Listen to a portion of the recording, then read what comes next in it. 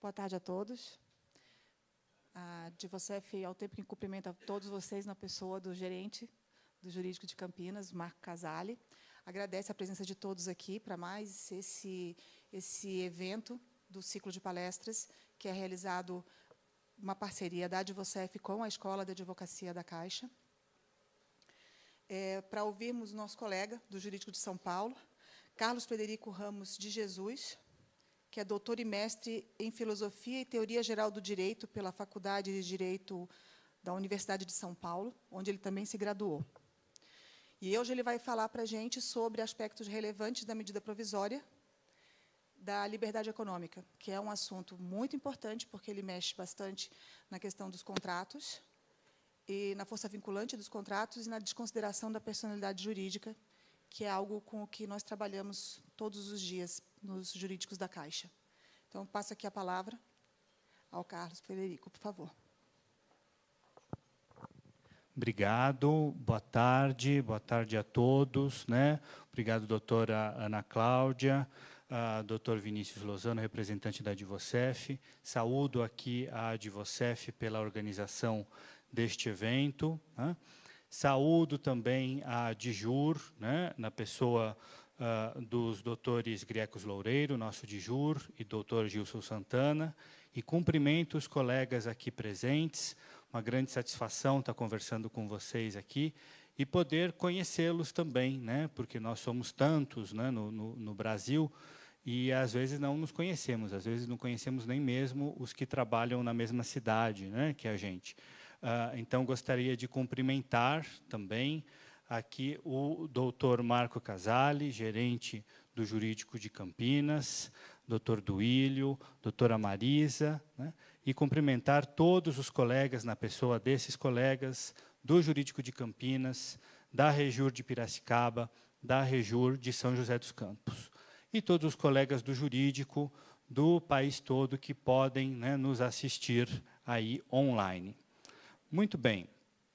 O nosso tema de hoje é a desconsideração da personalidade jurídica e os contratos, a revisão contratual mais especificamente, após aquela lei que ficou conhecida, né, vai ficar conhecida eternamente como a MP da Liberdade Econômica, né? Hoje virou lei já, é a Lei 13.874 de 2019, que é a conversão da MP da Liberdade Econômica após a devida tramitação nas duas casas do Congresso Nacional, né? Então, nessa palestra de atualidade legislativa, acabou sendo tão atual porque o título mudou, né, de quando nós combinamos, né, Ana Cláudia? A gente combinou que ia ser uma palestra sobre a MP da Liberdade Econômica. Pois é, então agora não é mais, é a Lei da Liberdade Econômica, a Lei 13.874 de 2019. E essa lei é muito ampla, né? Eu imprimi a lei aqui, e são, enfim, 16 páginas, né? Impossível a gente palmilhar todas elas, até porque nem todas são de interesse para a gente, claro.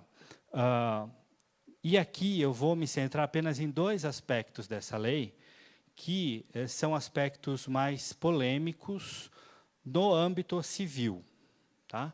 Houve mudanças trabalhistas, houve mudanças administrativas, houve muitas mudanças.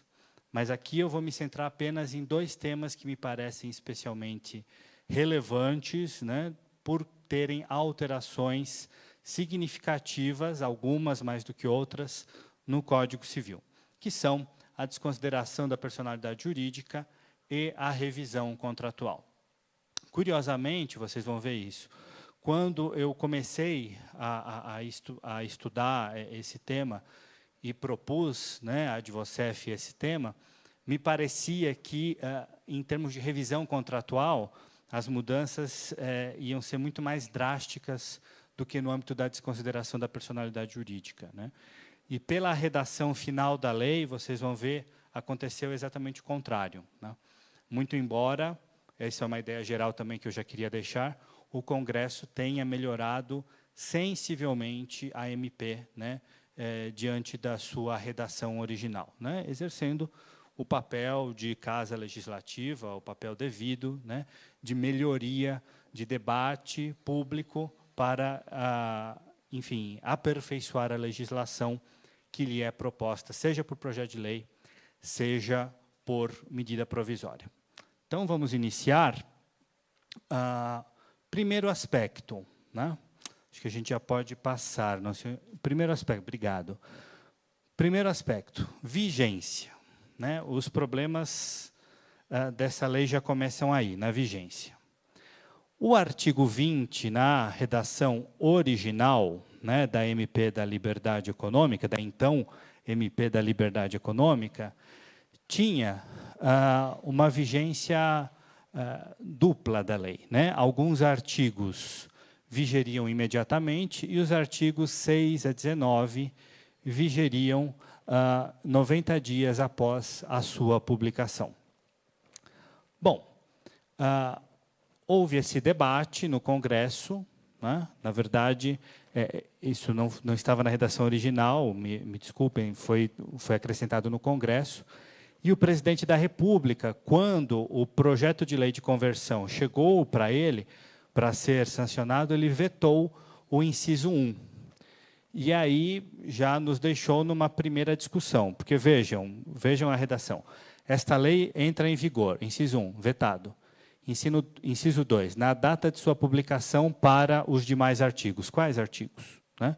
Bom, os artigos que não estavam mencionados no inciso 1, que foi vetado. Mas como o inciso 1 foi vetado e não existe mais, então quais são esses demais artigos? Né? Enfim, não foi, acabou não sendo um veto tão técnico, né? Porque o mais fácil seria vetar ambos, né? Vetasse ambos os artigos, mas se vetasse ambos, a vigência seria 45 dias depois. O presidente queria a vigência imediata, né? Vetou apenas o primeiro. Mas quais são os demais artigos, se não existe uma menção, né, quanto a esses artigos no inciso 1º? Bom, aí já surgiram duas correntes, né? Como tudo no direito, surgiram duas correntes. A primeira corrente, a vigência inteira da lei, já que do ponto de vista gramatical o artigo 20, né, acaba não fazendo muito sentido, porque não existem os demais artigos, né? A vigência da lei inteira seria 45 dias após a sua publicação, ou seja, 4/11/2019. Tá? Essa é a primeira corrente. O professor Tartucci defende essa corrente, por exemplo. A segunda corrente é a seguinte: bom, já que a razão do veto do presidente da República foi para dar vigência imediata a esta lei, e já que se trata de uma MP, que já tem vigência e eficácia imediata a partir do momento que ela é publicada, então a vigência tem que ser imediata. O professor Pablo Stozzi Galiano, por exemplo, defende essa segunda corrente. Fato é que os problemas já começaram aí quanto à vigência da Lei de Liberdade Econômica. Existe esse debate. Se houver algum fato, né, durante esse período, até 4/11/2019, se tiver havido algum fato cujo enquadramento, né, nas alterações promovidas por essa lei seja incontroverso, ou melhor, seja controverso, seja controvertido, teremos provavelmente um problema, teremos alegações de que a lei não estava vigente, de um lado, e do outro lado, alegações de que a lei estava vigente. Tá? Então, essa é a primeira questão. Antes de a gente enfrentar o tema da desconsideração da personalidade jurídica, então eu gostaria de apresentar essa questão da vigência para vocês. Agora podemos passar para o tema da desconsideração. Muito bem, apenas recapitulando aqui. Desconsideração da personalidade jurídica, só para refrescar a nossa memória, né? Ela tem dois tipos, né, duas teorias sobre a desconsideração. Quando é que você pode tirar o véu, né, da pessoa jurídica e agir sobre o patrimônio dos sócios dessa pessoa jurídica ou dos associados dessa pessoa jurídica? Quando é que você pode desconsiderar a pessoa jurídica? Tem duas teorias, a teoria maior e a teoria menor. né? E cuidado com os nomes, né? Claro que isso é do conhecimento de todos nós, mas vamos apenas recapitular. Cuidado com os nomes. Por quê? Porque a teoria maior é aquela que defende uma menor amplitude da desconsideração da personalidade jurídica, embora o nome dela seja teoria maior. Tá? A teoria maior é exatamente a que está no nosso Código Civil, artigo 50, que defende que a desconsideração da personalidade jurídica é altamente excepcional. Só ocorrerá em casos de abuso da personalidade jurídica, né? Só ocorrerá em casos nos quais os administradores ou os sócios da pessoa jurídica, pelo fato, né, de estarem protegidos pela pessoa jurídica, se valem dessa situação para conseguirem objetivos ilícitos, né?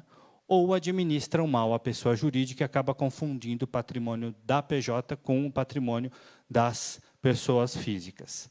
Essa é a teoria maior endossada pelo artigo 50 do nosso Código Civil, e que é a principal para nós, né?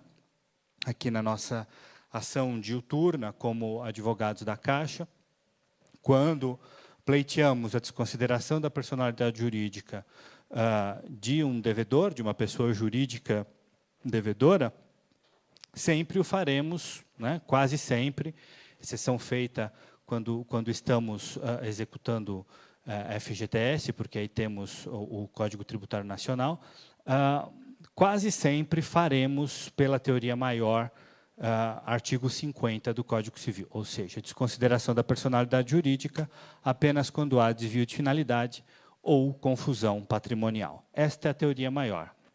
E, para fins da nossa rememoração aqui, existe também no nosso ordenamento jurídico a teoria menor, que postula ser possível a desconsideração sempre que a pessoa jurídica não tiver patrimônio suficiente para adimplir as suas obrigações, não importando, portanto, se ela foi bem ou mal administrada, se houve ou não algum tipo de abuso, algum tipo de fraude, coisas desse tipo.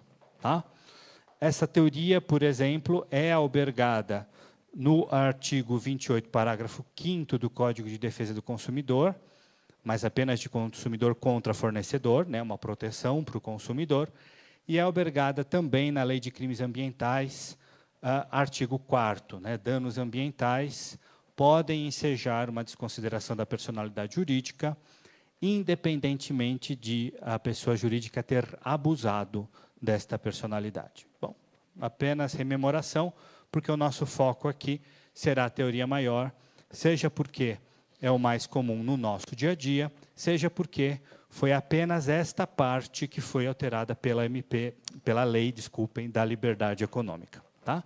Então, podemos passar para o próximo, que a gente vai iniciar agora para ver o texto, né? Como a desconsideração é vista no STJ. Só para a gente ver qual é o panorama jurisprudencial antes dessa alteração da Lei de Liberdade Econômica. O STJ abusava da teoria maior? Será que ele fazia a teoria maior virar uma teoria menor, como alguns alegam? Não? Pelo que a gente vê nesses julgados recentíssimos, claramente não. O STJ sempre tratou a desconsideração da personalidade jurídica, na teoria maior, artigo 50 do Código Civil, com bastante parcimônia. Tá?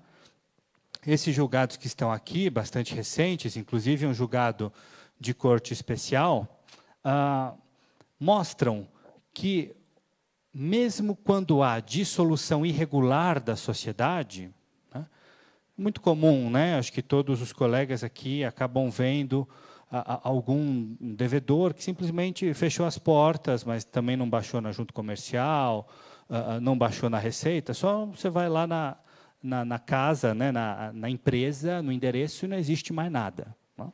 Comum, dissolução irregular. Às vezes nem é por má fé, é informalidade mesmo. Né? O STJ decidiu até mesmo que dissolução irregular de empresa não implica, por si só, desconsideração da personalidade jurídica. É necessário mostrar, evidenciar as figuras de abuso de personalidade jurídica, né? O desvio de finalidade ou a confusão patrimonial. A mera dissolução irregular não implica confusão patrimonial e não implica desvio de finalidade, né? Então, me parece uma interpretação até bastante parcimoniosa, né, do artigo 50 do Código Civil. Podemos concordar, podemos discordar, mas não podemos negar que o STJ não estava abusando da desconsideração da personalidade jurídica, né? Bom, e aí veio a Lei da Liberdade Econômica.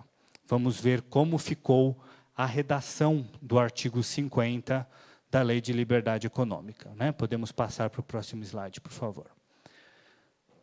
Bom, aqui, grifados, né, estão os trechos que foram alterados, né, pela Lei da Liberdade Econômica. Primeira alteração, uma alteração meramente gramatical, né, esse desconsiderá-la para, que está no artigo 50, é uma alteração meramente gramatical, né? Antes dizia que o juiz decidirá pela desconsideração. Foi só para adaptar. O importante está no final do artigo 50, uma alteração interessante, né? Dizendo que a desconsideração só pode alcançar aqueles beneficiados direta ou indiretamente pelo abuso de personalidade jurídica, né? Pelo abuso da pessoa jurídica. Isso também era algo que a jurisprudência já tinha como pacífico. Você não desconsidera a personalidade jurídica pela teoria maior, né, para punir quem não abusou da pessoa jurídica, né, quem não abusou do véu corporativo. Tá? Mas isso algo positivo que a lei traz, né? Não pode haver a desconsideração para além das pessoas físicas que operaram no sentido de causar a confusão patrimonial ou causar o desvio de finalidade. Tá? Aí vemos o artigo 1º. Para os fins do disposto nesse artigo, desvio de finalidade é a utilização da pessoa jurídica com o propósito de lesar credores e para a prática de atos ilícitos de qualquer natureza. Então, o parágrafo 1º conceitua o que é desvio de finalidade. E o parágrafo 2º vai conceituar o que é confusão patrimonial. Tá? Entende-se por confusão patrimonial a ausência de separação de fato entre os patrimônios. Confusão patrimonial, né? Aquela pessoa que paga suas contas com cartão da pessoa jurídica ou vice-versa. Cumprimento repetitivo pela sociedade de obrigações do sócio ou do administrador ou vice-versa. Podemos passar para o próximo agora para ver o inciso 2. Transferência de ativos ou de passivos sem efetivas contraprestações, exceto os de valor proporcionalmente insignificante. Outros atos de descumprimento da autonomia patrimonial.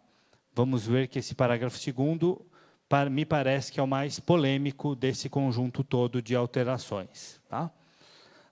Finalmente, o parágrafo 3º fala da chamada desconsideração inversa, né? Quando a pessoa física, para se esquivar de obrigações suas, passa o seu patrimônio para a pessoa jurídica. Acontece muito isso em direito de família, né? A pessoa deve alimentos, por exemplo, né? E se livra dos seus bens, passando todos os bens para a empresa, né? De maneira que, quando o juiz vai investigar, o devedor ou a devedora de alimentos não tem nenhum patrimônio. Claro, passou tudo para a pessoa jurídica, né? Essa desconsideração inversa, que já era admitida pela jurisprudência e pelo novo CPC, que tem um incidente de desconsideração da personalidade jurídica, agora está também no Código Civil.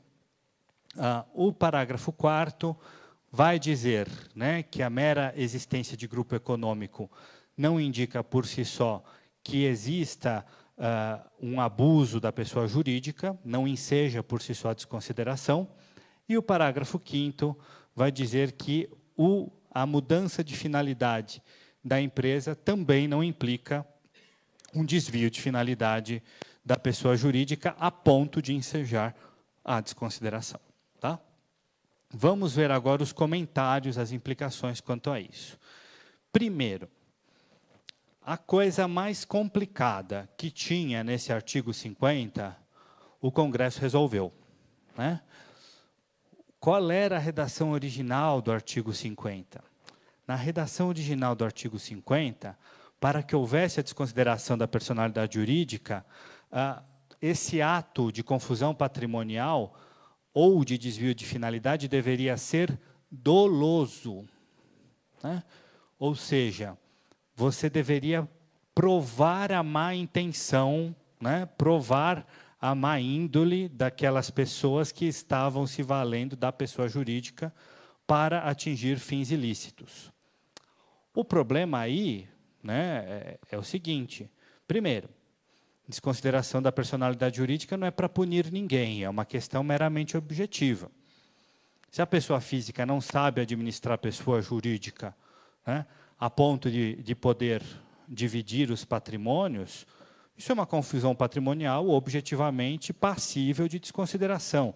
A pessoa pode ter a melhor das intenções, mas se complicou, e se em virtude dessas complicações deixou os credores da pessoa jurídica na mão, tem que desconsiderar. Não é questão de má intenção, é uma questão objetiva. Tá?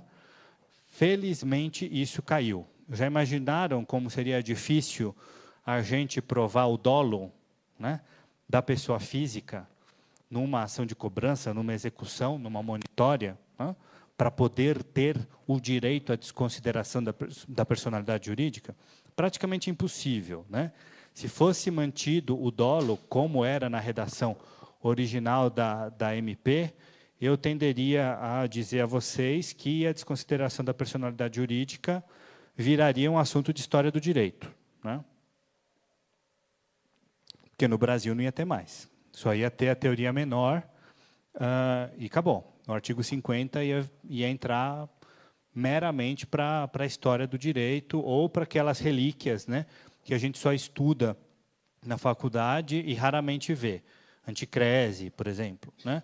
Desconsideração da personalidade jurídica ia virar uma anticrese, né, se passasse a redação original do artigo 50. Felizmente, o Congresso, após debates, após pensar bem na questão, tirou essa questão do dolo. Tá? No parágrafo 2º, inciso 1, exige-se o cumprimento repetitivo, né, como vocês viram, de obrigações pela sociedade, de obrigações da pessoa física, do sócio ou do administrador, para caracterizar a confusão patrimonial. Ou seja, tem que ser um cumprimento repetitivo, não pode ser só uma vez que você chegou e pagou uma dívida sua com dinheiro da empresa. Mas, cá entre nós, pode muito bem acontecer, né, de um ato, né, de um cumprimento de uma obrigação sua com o dinheiro da tua empresa, pode já evidenciar a confusão patrimonial. Imaginem comprar um imóvel, o sócio comprar um imóvel para si com o dinheiro da empresa. É um ato, né? Não é um cumprimento repetitivo, mas basta. Basta para, geralmente, quebrar uma pequena empresa e para evidenciar a confusão patrimonial. Então, esse parágrafo 2º, inciso 1, tem que ser visto muito, né, com grano salis, porque, às vezes, um ato basta para evidenciar a confusão patrimonial. Tá?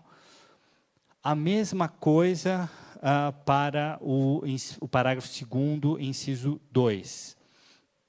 As obrigações pagas pela empresa e que são da pessoa física têm que ter um valor proporcionalmente insignificante. Né? O que é um valor proporcionalmente insignificante? Bom, veja, isso vai dar discussão. Tá?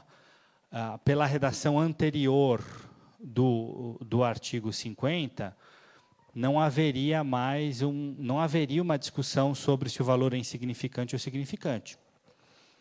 O próprio judiciário trataria de ver, né, tratava de ver, no caso concreto, se aquela situação específica era apta a ensejar o abuso de personalidade jurídica.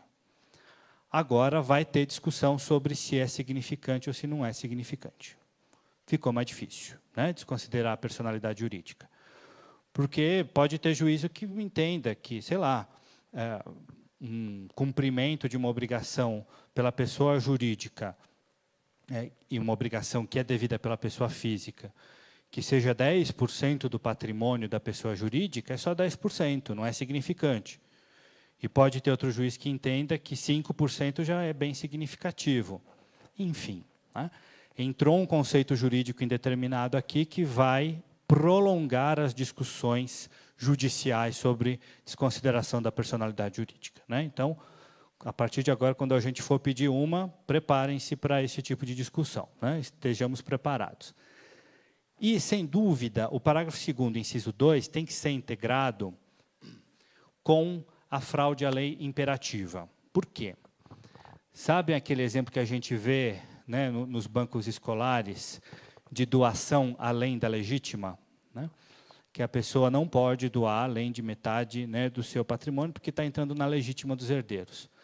E, claro, que o ser humano é muito criativo, e vai ter alguém que vai doar primeiro 20%, né? Tinha 3 milhões.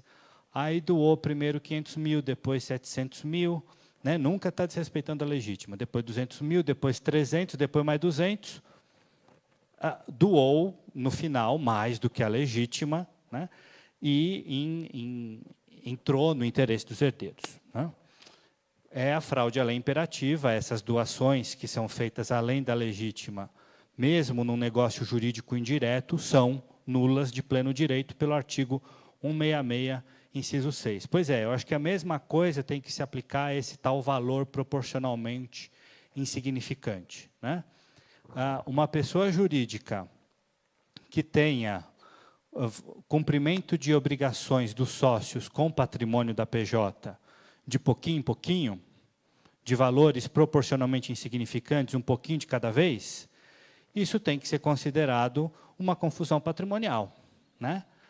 Por quê? Porque é uma fraude à lei imperativa. A pessoa pode estar querendo, de acordo com esses pequenos pagamentos, né, pode estar querendo justamente adimplir as suas obrigações com o dinheiro da pessoa jurídica, ainda que sejam pequenas prestações proporcionalmente insignificantes, tá? Vamos seguir nos comentários. Vamos para o próximo slide, por gentileza. Por fim, a Eireli. A Lei da Liberdade Econômica também mudou o artigo 980-A, acrescentando o parágrafo 7º, dizendo que, quando se trata de Eireli, somente o patrimônio social da empresa responderá, ressalvados os casos de fraude. E aí vem a questão. Significa que não pode desconsideração da personalidade jurídica para a Eireli, né? Vejam, a lei procurou trazer uma dúvida aqui. Sempre que você quiser fazer uma desconsideração da personalidade jurídica de uma Eireli, vai ter essa defesa do outro lado. Fala, não, mas olha, a lei falou que é só fraude. Fraude é bem aquela coisa da má intenção, né? Da finalidade maliciosa, enfim. Me parece que sim, tem que aplicar a desconsideração da personalidade jurídica. Por quê? Primeiro, porque está na parte geral. Se está na parte geral, aplica-se para o Código Civil inteiro. Segundo, por que desconsideração da personalidade jurídica? Deriva da ideia de função social do contrato, né? E da função social da empresa. E função social no Código Civil é matéria de ordem pública, está lá no 2035, está lá no finalzinho do Código Civil. Então, quando o legislador falou aqui fraude, né, de uma maneira propositalmente ou não vaga, ele quer dizer, sim, desconsideração da personalidade jurídica, confusão patrimonial ou desvio de finalidade. Então, me parece que pode, sim, haver desconsideração da personalidade jurídica, também no caso de Eireli. E, terminando essa primeira parte, eu gostaria de fazer uma ponderação aqui com vocês, que é a seguinte: será que a liberdade econômica fica mais ou menos prestigiada quando você tem uma desconsideração da personalidade jurídica dificultada, né? Claro que a ideia inicial é vamos promover a liberdade econômica. Ótimo, está na Constituição, é legítimo, são os representantes do povo, é uma escolha democrática. Mas será, né? Será que você dificultar a desconsideração da personalidade jurídica favorece a liberdade econômica? Me parece que é exatamente o contrário, né? Quando você dificulta a desconsideração da personalidade jurídica, sobretudo num panorama parcimonioso, né, que tínhamos antes, com o STJ aplicando exatamente, literalmente, o artigo 50 do Código Civil, sem nenhum tipo de interpretação extensiva, a desconsideração da personalidade jurídica é um estímulo a um bom ambiente de crédito, né, porque a pessoa jurídica sabe, se ela fizer confusão patrimonial ou desvio de finalidade, ela vai ser punida, né? As pessoas físicas vão entrar no jogo, né? E é uma regra de fair play econômico, né? O agente, a pessoa jurídica, não pode se valer do véu corporativo para confundir o seu patrimônio com o dos sócios ou para atingir objetivos ilícitos, né? Então, uma desconsideração da personalidade jurídica, tal como era na redação primeva do artigo 50 do Código Civil, me parece muito favorável à liberdade econômica, né? Por favorecer o ambiente de crédito, né? E por favorecer o fair play no mercado, né? Não se pode compactuar com o agente econômico que se vale da personalidade jurídica para leis a credores, tá? Todavia, a lei está aí, né? O nosso raciocínio no direito é dogmático, né? Parte da lei como um dogma, como um ponto de partida inquestionável, e é este ponto de partida inquestionável que nós teremos doravante quando pleitearmos alguma desconsideração da personalidade jurídica em algum caso, né, que enfrentarmos no nosso dia a dia, tá? Passemos agora ao nosso próximo tópico, a nossa próxima alteração da Lei da Liberdade Econômica, que foi a alteração nas questões de revisão contratual. Essa é uma parte um pouco mais breve, vocês vão ver por quê. Primeiro, né, aquela primeira recapitulação. Revisão contratual é, efetivamente, uma exceção, né? A regra é o cumprimento dos contratos, né? Mesmo sim, na vigência do atual Código Civil, né, as relativizações que vieram ao cumprimento dos contratos não foram relativizações a ponto de tornarem os contratos não cumpríveis, não exigíveis, né? São apenas, digamos, consolidações de doutrina e jurisprudência anterior que diziam que quando há motivos imprevisíveis, né, ou acontecimentos extraordinários imprevisíveis, como está no 317 e no 478, os contratos são passíveis de revisão, né? É a famosa cláusula rebus sic stantibus, né?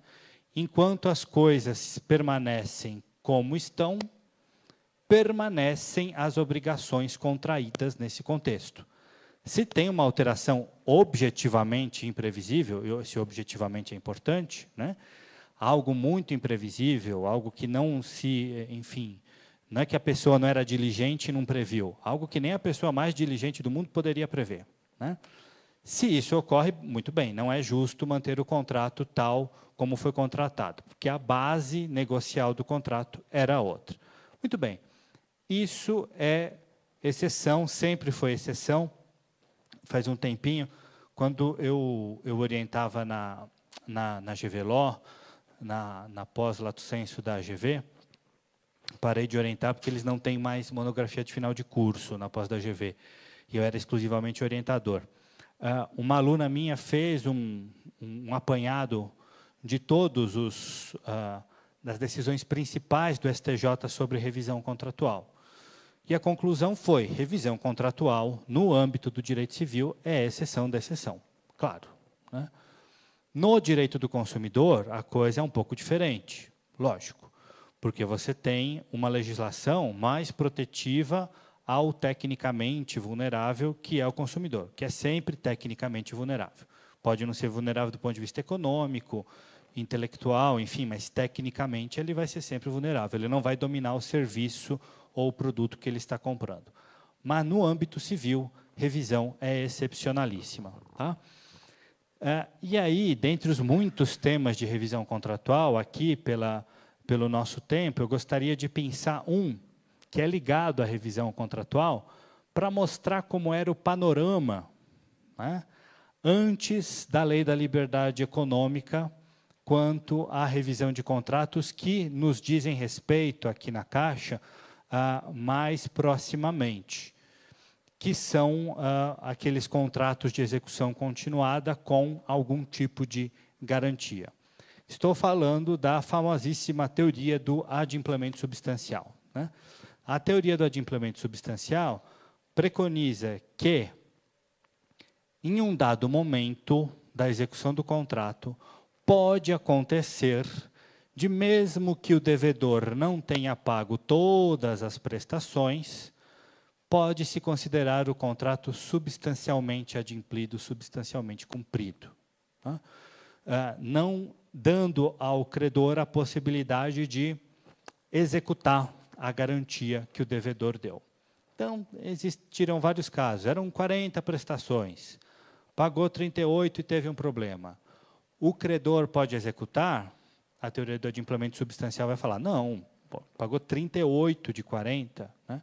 Ele continua devendo, lógico, mas, em homenagem à função social do contrato, à conservação do negócio jurídico e à boa-fé objetiva, nesse lado de equivalência das prestações, é desproporcional, diz a teoria do adimplemento substancial, é desproporcional que se execute a garantia faltando, sei lá, 2 prestações.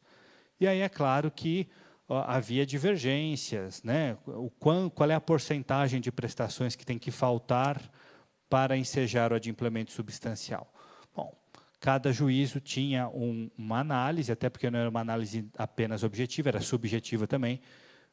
Exigia-se sempre a boa-fé do devedor, né? A capacidade de o devedor adimplir, ainda que de outra forma, não era uma coisa só matemática, mas essa teoria passou a ter muito sucesso no Brasil num dado momento. E ela é o exemplo mais acabado que eu conheço de relativização da força dos contratos. Por isso que eu estou trazendo essa teoria aqui. Vamos ver como é que foi a teoria do adimplemento substancial e como é que ela ficou. Né? Ascensão e queda do adimplemento substancial. Bom, ascensão. Até 2016, o adimplemento substancial era absolutamente bem quisto, né, no STJ. O caso mais significativo, este caso que eu separei para vocês de 2012, da terceira turma, né, em que o devedor postulou um adimplemento substancial em leasing.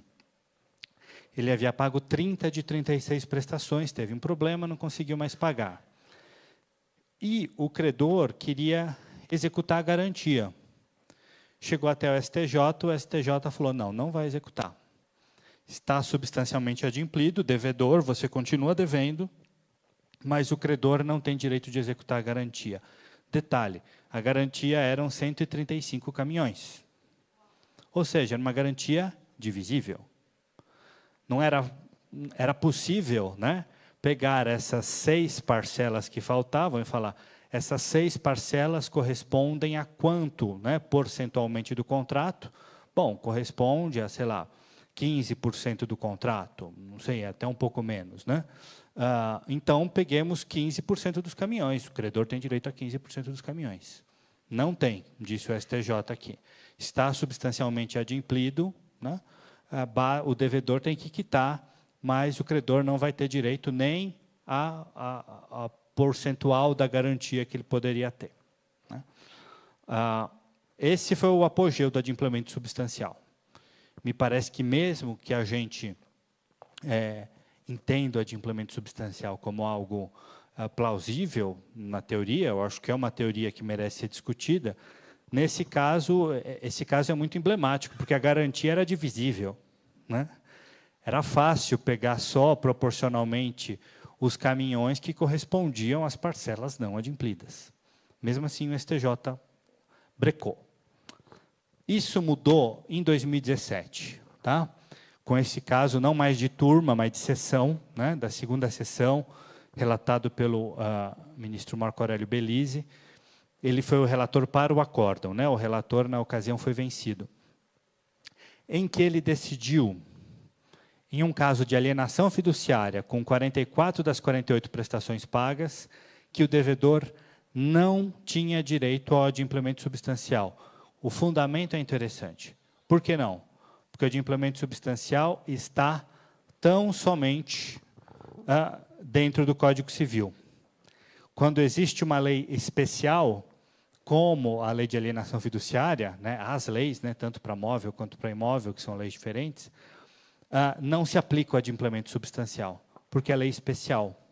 A regra geral do Código Civil não se aplica para isso.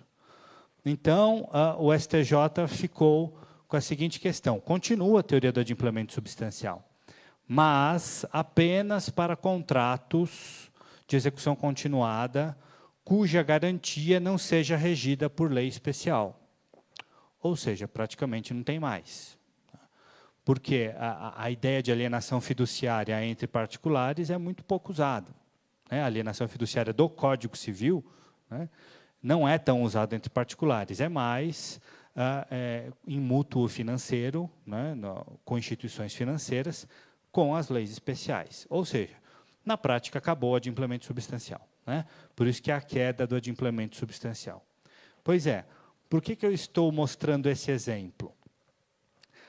Para mostrar para vocês que mesmo em uma teoria que matizou a força obrigatória dos contratos e que teve uma guarida forte no STJ por muito tempo, né, mesmo isso não tem mais.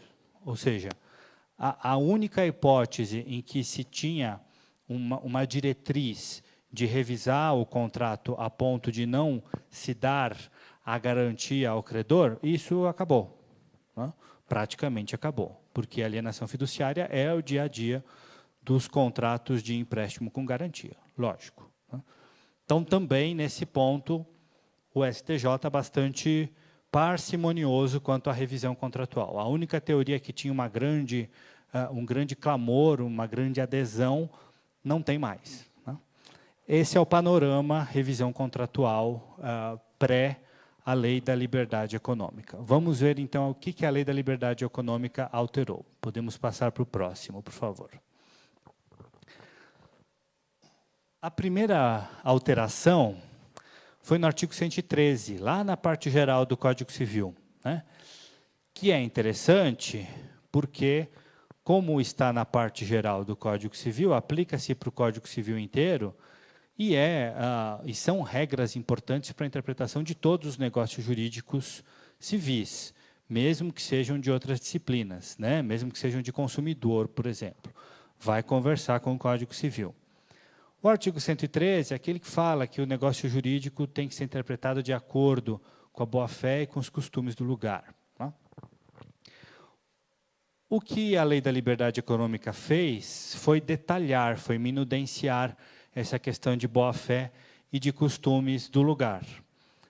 Colocou, então, que a interpretação do negócio jurídico deve ter o sentido confirmado pelo comportamento posterior das partes, corresponder aos usos, costumes e práticas do mercado, corresponder à boa-fé, que for mais benéfico à parte que não redigiu o dispositivo, e corresponder ao qual seria a razoável negociação das partes sobre a questão, tendo em vista a racionalidade econômica das partes e o todo do negócio. Né? E diz, finalmente, no parágrafo 2º, que as partes podem pactuar regras de interpretação diversas das estabelecidas em lei para a solução do litígio. Vamos ver as implicações do 113 primeiro, depois a gente passa para o 421. Podemos passar para o próximo slide. Tá? 113, parágrafo 1º. Inciso 1 ao inciso 3, nada mudou. Está falando simplesmente de boa-fé objetiva e do famoso princípio da eticidade, né, que o Código Reale tem, que é aquela ideia, né, além do agir ético, é aquela ideia de que os costumes, né, os usos completam a obra que o legislador fez, né? É um princípio bastante presente no Código Civil de 2002. Então, dos incisos 1 a 3, não há nenhuma novidade, apenas se detalha o caput, que já falava de boa-fé e já falava de usos e costumes na interpretação, né? No inciso 4, a gente vê uma extensão da regra que já existia para contratos de adesão. No 423 do Código Civil, estabelece-se que, quando existe um contrato de adesão, a interpretação será mais favorável ao aderente. Faz sentido, o aderente não pode escolher os termos do contrato. Se houver alguma ambiguidade, a interpretação é mais favorável ao aderente. Tá? Pois é, isso só valia para os contratos de adesão. Agora, graças ao inciso 4, vale para todos os contratos em que puder se identificar pelas tratativas quem redigiu aquela cláusula. Então, em qualquer contrato, quando se identificar quem redigiu aquela cláusula, se houver dúvida naquela interpretação, a interpretação que se adotará será mais favorável para outra parte, a parte que não redigiu a cláusula, né?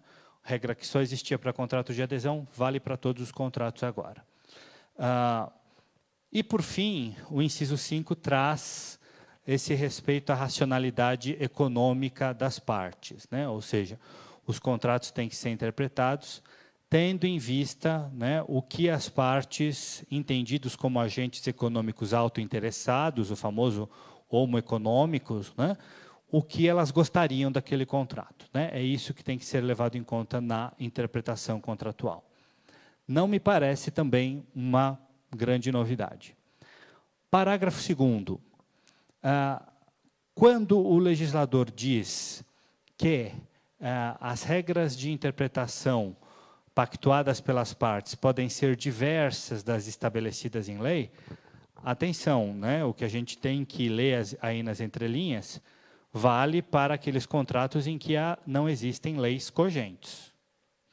Vale para aqueles contratos paritários, contratos civis, em que não existe, né, em que não existem leis cogentes, só existem leis dispositivas, das quais as partes podem abrir mão. Então, me parece que esse parágrafo 2º não vale para contratos em que há leis cogentes, matérias de ordem pública. Tá? Vamos ver agora o 421. Passemos para o próximo slide, por favor. Aqui eu estou, aqui é toda uma nova redação, tá? 421 caput teve uma pequena alteração. Antes dizia que a liberdade econômica, a liberdade contratual será exercida nos limites e em razão da função social do contrato, e agora ficou dessa forma: a liberdade contratual será exercida nos limites da função social do contrato. Né? Colocou-se um parágrafo único: nas relações contratuais privadas prevalecerão o princípio da intervenção mínima e excepcionalidade da revisão contratual. Vamos comentar isso daqui a pouco. E o Código Civil ganhou 421A. Os contratos civis e empresariais presumem-se paritários até a presença de elementos concretos que justifiquem o afastamento dessa presunção. Ressalvados os regimes jurídicos previstos em leis especiais, CDC, por exemplo, garantido também que as partes poderão estabelecer parâmetros objetivos para a interpretação, que a alocação de riscos das partes deve ser respeitada e que a revisão contratual é excepcional. Bom, vamos comentar aqui o 421 agora, partindo para o próximo slide. Vejam, primeiro, a alteração no 421, caput, é uma alteração mais retórica, né? Porque tirou que a liberdade contratual será exercida em razão da função social. Mas a função social permanece sendo um limite, né, da liberdade contratual. Né? Ou seja, me parece que não tem uma grande alteração aqui. Né? A redação original do 421 da MP era uma redação bastante confusa, que felizmente o Congresso Nacional lapidou devidamente também. E a gente, quanto ao parágrafo único, pode tecer 2 comentários. Primeiro, diz que vai haver uma intervenção mínima do Estado nos contratos, né? Não é uma linguagem lá tão técnica, porque, na verdade, quando o Estado garante a força obrigatória dos contratos, o Estado não está intervindo, ele está presente. O Estado está sempre presente nos contratos. Quando ele garante os contratos, ele está presente. Por quê? Porque o mercado não dá em árvore, né? O mercado não é uma obra da natureza. O mercado é um fato institucional, é uma obra humana. Então, o Estado está sempre presente na economia e sempre presente nos contratos. Como é que ele vai estar presente? Bom, aí é uma escolha. Ele vai estar presente garantindo a força obrigatória dos contratos sempre ou nem sempre. Mas então não tem intervenção, você só intervém naquilo que não é seu, né? Veja, se eu dissesse a vocês aqui, né, se vocês me dissessem que eu estou intervindo aqui na nossa conversa, seria um jeito ruim de dizer, né? Não estou intervindo, né? Fui chamado para falar, estou falando. Se eu dissesse que vocês estão intervindo aqui na plateia, também seria um jeito inexato. Vocês estão aqui exatamente para a gente conversar a respeito. Pois é, o Estado não intervém na economia, o Estado está presente na economia, ele só escolhe como que ele vai estar presente, né? Então, não é uma intervenção mínima do Estado.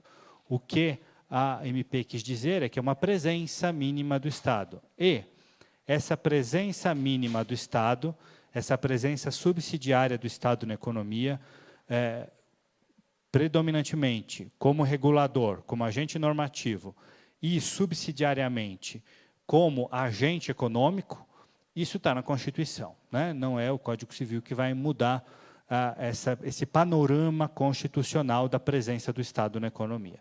É a famosa Constituição Econômica, os artigos 170 a 191 da Constituição. Excepcionalidade da revisão contratual. Já é assim, né? Eu brinco que 0 civilistas se surpreenderam, né, ao ler que a revisão contratual é excepcional. Já é excepcional. Vimos que até mesmo a teoria do adimplemento substancial, que granjeou um apoio grande num dado momento, acabou, né, praticamente no país. 421A, importante lembrar que o artigo não se aplica a regimes jurídicos especiais, como, por exemplo, o CDC. Então, a Caixa, no relacionamento com os consumidores, o 421A não vai se aplicar, né?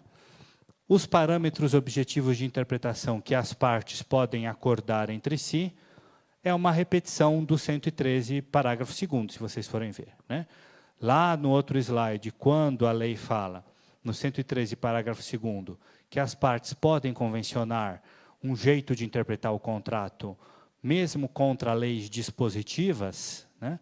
Isso está na parte geral, vale para o Código Civil todo, vale inclusive para contratos. Então, aqui é uma repetição, né, caso a gente não tenha entendido ali o que estava no 113, parágrafo 2º. Alocação de riscos, né? Essa é uma alteração bem importante da Lei da Liberdade Econômica, porque não existia explicitamente no Código Civil a ideia de que a alocação de riscos entre os contratantes paritários, empresariais, claro, né? Que essa alocação de riscos deveria ser respeitada, tá? Agora tem essa cláusula, né? O que é algo bastante importante para a gente considerar, tendo em vista que são agentes autônomos, né? Dotados de autonomia privada, esclarecidos, podem escolher quais riscos vão assumir em contra de quais contrapartidas, tá? Então, uma alteração importante, essa explicitação de que a alocação de riscos das partes deve ser respeitada nos contratos paritários. De novo, não se aplica para o CDC, é claro, só os contratos paritários. E, por fim, inciso 3, revisão excepcional e limitada, já entendemos, já era assim, no 421 disse que é assim, e agora o 421A está dizendo que é assim de novo. Muito bem, o legislador quis deixar muito claro que a revisão é excepcional, né? Pode acontecer, né? Vocês sabem que na Constituição, a gente brincava, né, nos bancos escolares. o Constituinte quis deixar tão claro que não pode usucapiar bens públicos que ele colocou isso 2 vezes na Constituição, né? No 183 e no 191. Então, aconteceu a mesma coisa aqui na Lei da Liberdade Econômica. A excepcionalidade da revisão contratual está por todo canto, né? Não está dita só uma vez, está dita diversas vezes, né? E, como vimos, já é este o panorama, né? O panorama é de excepcionalidade da revisão contratual. Muito bem. À guisa de conclusão, então, eu gostaria de dizer, depois de apresentar essas 2 alterações promovidas pela Lei da Liberdade Econômica, que as alterações em termos de revisão contratual vão impactar, talvez, mais a Caixa no seu relacionamento com os parceiros, com os fornecedores, nos contratos que não sejam os contratos com os consumidores. E, mesmo assim, o impacto não é tão grande quanto parecia à primeira vista na primeira redação da MP, porque a MP foi alterada e porque essa ideia, né, repisada várias vezes, de excepcionalidade da revisão contratual, já é uma ideia bastante consolidada, né, na jurisprudência. Todavia, quanto à desconsideração da personalidade jurídica, que foi um assunto não tão tratado dessa Lei da Liberdade Econômica, né? As pessoas falavam muito mais dos contratos e de outros aspectos, houve alterações importantes que vão, de uma forma ou de outra, dificultar a desconsideração da personalidade jurídica nos casos em que a pessoa jurídica, de alguma forma, usar, né, a sua personalidade, o véu da personalidade jurídica, para tentar afastar os credores, né? Então, as alterações tornaram, ao meu ver, mais difícil a desconsideração da personalidade jurídica.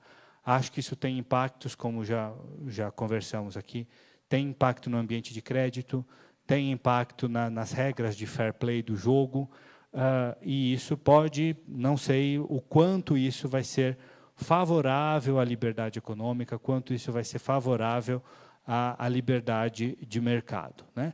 Vamos ver como a jurisprudência vai interpretar essas dificuldades, né, que a Lei de Liberdade Econômica colocou para a desconsideração da personalidade jurídica. De qualquer forma, nós, que às vezes lançamos mão da desconsideração, precisamos estar cientes desse novo panorama. Não vai ser tão fácil fazer desconsideração de personalidade jurídica de agora em diante. Bom, então agradeço muito a atenção de vocês e gostaria de iniciar, então, o debate. Estou pronto para debater com vocês sobre essas questões. Muito obrigado.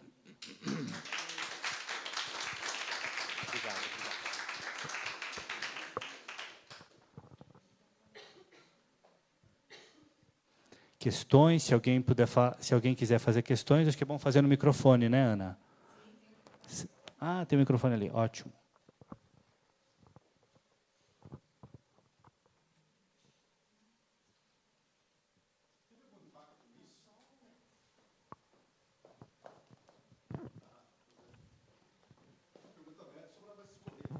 A questão da holding familiar, que tem uma blindagem econômica, uma blindagem de responsabilidade.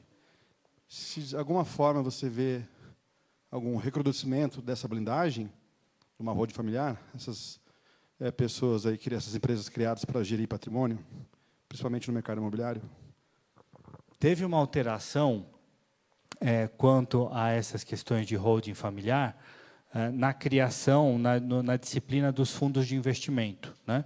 A Lei da Liberdade Econômica trouxe uma alteração também, incluiu os fundos de investimento no Código Civil, muito embora não tenha resolvido a questão principal, que é a natureza jurídica dos fundos de investimento, né? Eles continuam sendo sujeitos de direito sem ter personalidade jurídica, né? É um condomínio. E tem aquele artigo famoso do Valadão sobre a natureza jurídica dos fundos de investimento, que sempre vale a pena ser lido. Quanto à questão da holding familiar e de qualquer outra holding, a única coisa que trouxe a Lei da Liberdade Econômica foi a questão dos grupos, né? Porque ela estabeleceu que o fato de existir um grupo econômico não basta para que se passe a desconsideração da personalidade jurídica.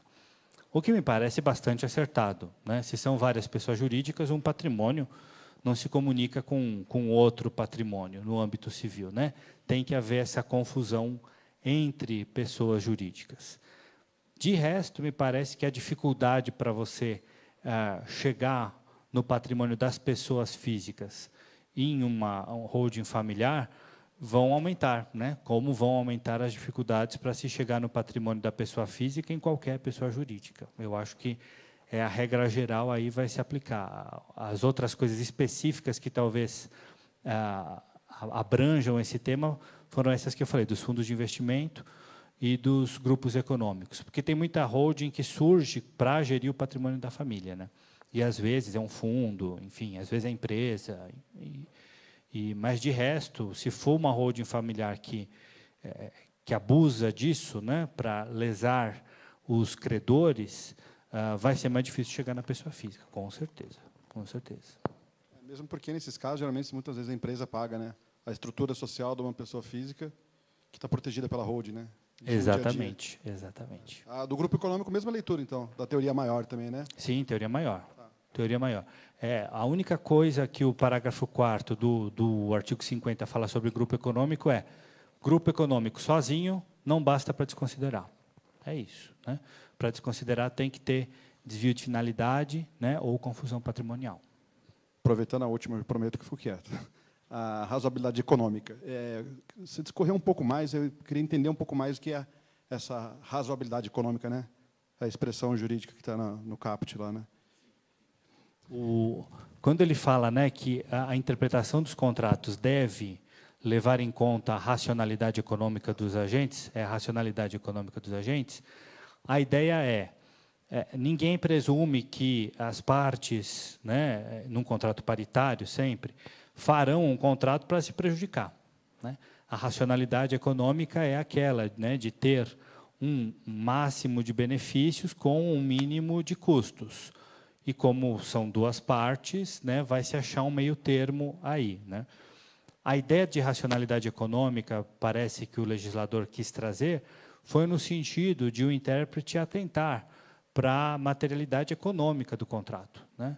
Não se pode interpretar o contrato de maneira a pressupor que as partes teriam a intenção de levar um prejuízo, né, com relação à outra. É mais nesse sentido. Essa é a pergunta mesmo, que eu queria ver se o fluxo de análise era interno do negócio, do business, ou das partes contratantes, porque aí você poderia ter um reflexo na estrutura do direito, estrutura dos negócios, estrutura de prova futura até, né?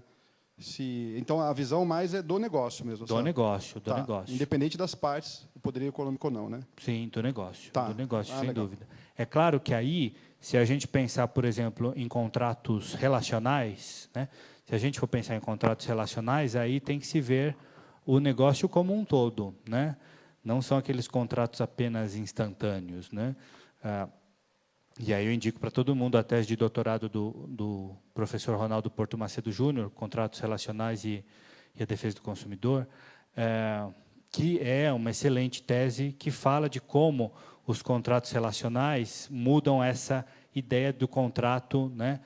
O contrato como a flor da manhã, né? Como a gente aprende no direito, né? Que nasce para morrer, né? Não, tem contratos que são contínuos, né? São diversas relações contratuais, mas que devem ser entendidas num todo. Então, é claro que essa racionalidade econômica num contrato relacional vai ser muito diferente da racionalidade econômica num contrato instantâneo, numa compra e venda de um celular, de um microfone, de qualquer coisa, né? Isso realmente o 113 do Código Civil, pela nova redação, traz. O intérprete tem que se atentar a essa racionalidade econômica e aí ver qual é o tipo de contrato, né? Vai alterar se é contrato relacional ou um contrato instantâneo também. No mundo do... Aproveitar mais um pouquinho. É que eu vou pensando. Vou parar de pensar. Falo demais, né? A questão da eficácia horizontal dos direitos fundamentais, que tem fluxo direto no mundo do negócio, até no mundo privado. Você acha que vai ter um bloqueio, então, talvez, essa leitura pelo STF, de acordo com a lei, desde que não seja um player público? O que você enxerga disso, que talvez tenha um... Eu não acredito que a gente vá ter um uma mudança nessa ideia de eficácia horizontal dos direitos fundamentais. Uma, porque é algo com guarida constitucional, né? E a lei da liberdade econômica é infraconstitucional. Ela alterou o Código Civil e outros diplomas. E mesmo quanto à função social do contrato, que é algo que se relaciona à eficácia horizontal dos direitos fundamentais, a função social permanece como limite do contrato, né? Ela não é mais a razão de ser do contrato. Não teria problema a função social ser a razão do contrato, a meu ver, também, porque tem uma função social importantíssima do contrato, a função mais importante é a circulação econômica, né? É a função social mais importante do contrato, é a razão nesse sentido, né? Mas não é mais razão, mas é limite, né? Então, de toda forma, o contrato, é lógico que vai ter que respeitar os direitos fundamentais, isso, por ser status constitucional e pelo fato de a função social ser ainda o limite à liberdade contratual, né? Eu acho que isso não haverá alteração, pelo menos em virtude dessa lei, né? Por outros fatores, eu não sei, mas em virtude dessa lei, não vejo como alterando isso, não. Não vejo como alterando. O que mais? Teoria do ultravires. Ótimo, Aproveitar o professor daqui. Ótimo. Eu quero aprender. A teoria. Não, assim que é bom, assim que é bom. Pô, por isso que tem um amigo e professor. É a teoria do ultravires, assim. Você vê também uma diferença nela, porque agora tem aplicabilidade, quer dizer, tem um fundamento normativo direto, né? E antes tinha muita dificuldade, às vezes, de aplicar isso daí, né? Às vezes, uma coisa muito casuística, né? Ou no empirismo. E você acha que teve um fortalecimento nisso? Apesar de ter uma dificuldade no sentido inverso da desconsideração da personalidade jurídica? Que eu estou fazendo um caminho inverso, talvez, não é tão dialético assim. Sim, eu acho que vai ser mais difícil também, né? Por quê? A teoria dos atos ultravires, aqueles que vão além das forças, né, do contrato social, já poderiam, né, a meu ver, indicar um abuso de personalidade, né? Agora, da maneira que está, me parece que não basta, né? Me parece que você vai ter que provar ali a confusão patrimonial, naqueles incisos detalhados, ou provar o desvio de finalidade. Não basta ser além das forças do contrato social, tem que ser além das forças e ter um desvio de finalidade nos termos da Lei de Liberdade Econômica. Acho que vai dificultar também, vai ser ainda mais restritivo. Agora, isso não vai alcançar, é bom que se diga, a desconsideração da personalidade econômica no âmbito do direito tributário, né? Então, quando a gente tem né, quando a gente executa a FGTS, a gente se vale, né, também das leis. Exatamente, a gente pode 134, 135 do CTN, não me lembro muito bem. Então, aquilo está mantido, até porque é lei complementar, claro, né, nem poderia uma MP alterar. Mas, no âmbito do direito civil, eu acho que também o ultravires vai ter problema em virtude, vai ser mais difícil em virtude dessas alterações do artigo 50, eu acho. O que mais? Outros candidatos, por favor. Doutora Ana, está fazendo um mestrado em economia, é bom falar, ela está bem antenada com o mundo do business.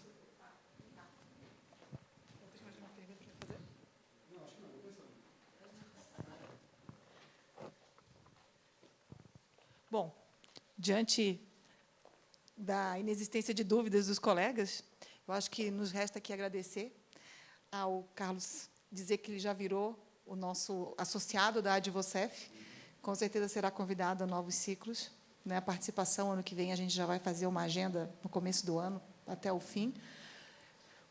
Conte com novos convites.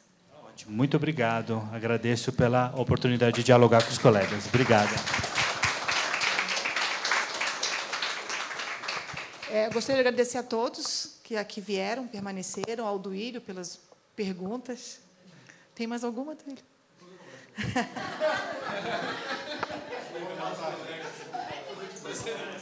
Obrigada ao Vinícius por ter ajudado a Advocef na organização do ciclo. Foi tudo muito bom. E tu fostes tivesse um papel muito importante nessa organização. Obrigada a todos vocês. Só lembrando que o ciclo, ele, além de ser transmitido pela internet ao vivo, e depois ficará disponível no site, no canal da Advocef, no YouTube, para quem queira revisitar, para os colegas que não tiveram oportunidade de assistir, queiram assistir. Todos os ciclos estão disponíveis lá no site, no canal da Advocef.